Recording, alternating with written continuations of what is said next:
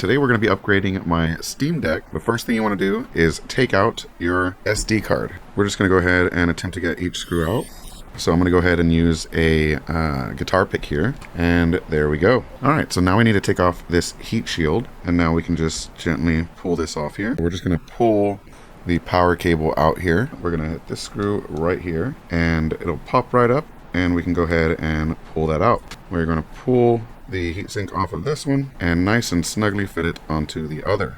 We're going to be using the Ulna drive here, the drive cloner. We're going to hold the clone button for 5 seconds, and the drives are cloning. So the process has completed. So I'm going to go ahead and pull the new drive, just push it in, and then push it down, and we're going to just screw that right back in. Now we can go ahead and plug this back in. We can add the heat shield back on. Now let's go ahead and take the top here and snap it back on. And that's it for this one. All you have to do is put the screws back in the Steam Deck, and you're good to go.